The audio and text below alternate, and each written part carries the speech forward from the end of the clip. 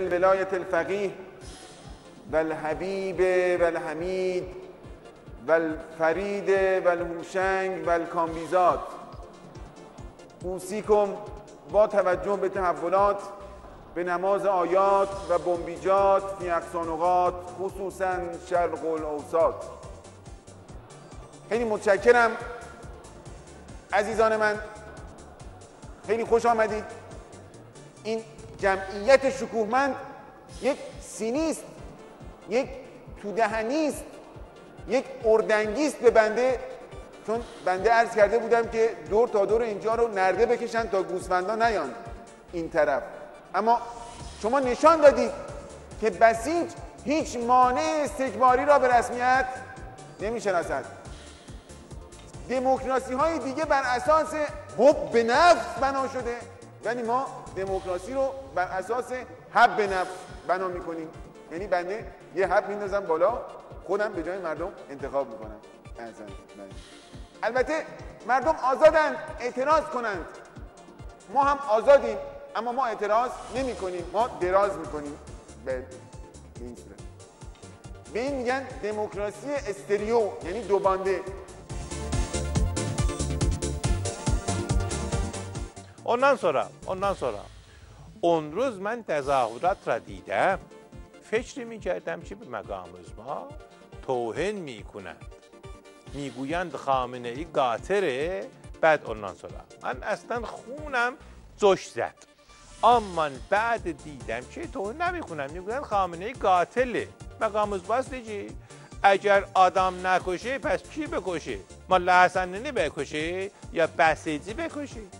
بدبخت امام، چطور امام راحل اون همه میکشته ظلمی نبود؟ این بدبخت به نوای ولی فقیه اون مثلا ظلمی کشور خودشه.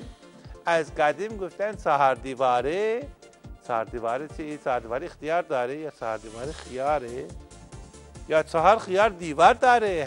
پس شما هم در داخل کشور خودتون آدم بکشید اگر چیزی گفتید.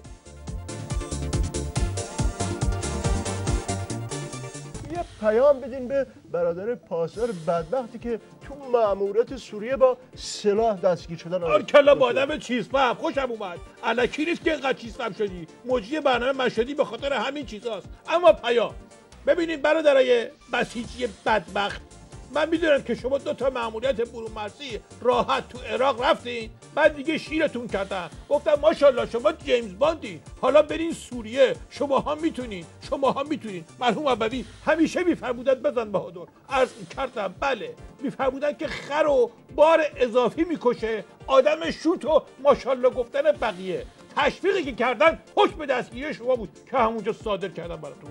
البته شوت سنگین پشت 18 اونیه که به شما گفت ماشاءالله، نه خود شما. تازه کلاتونه بندازین هوا که فرستادنتون سوریه. به یه سری هم گفت ماشاءالله شما میتونید تنگره ببندی، هنوز تو کما هستن.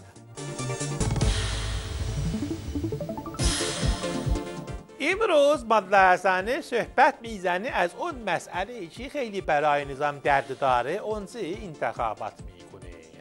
چون اون انتخابات در حقیقت تحمیل دموکراسی غربه. مگر بعضی امام متحد، مگر تو به امام متحد رای داده؟ مگر تو امام متحد انتخاب کرده؟ پس من هنوز بعد از 29 سال نماینده امام در روستان. بسیجی تو مگر مقام اجماع ولایت رای داده، انتخاب کرده. پس هر زچه انتخابات هسته مقام اجماع امام نیستی. پس انتخابات غربه، انتخابات اون چیزی که بسیجی میگوی خوب نیستش. بسیجی تو چرا درز نگاه میکنی؟ یک بار که وسط صحبت من با اون یکی اینجوری انتخاب میکنی، از این صحبت ها میزنی، من تو بطرا میگیری مثل آشغال میگذارم لای نون پرت میکنم. میگذارم لای سه اون چه آشغال میگذاره، نمیگذارم لای نون، میگذارم نایلون پرت میکنم اون طرف. فهمیدی؟ شنیدی؟ شعور داشتی؟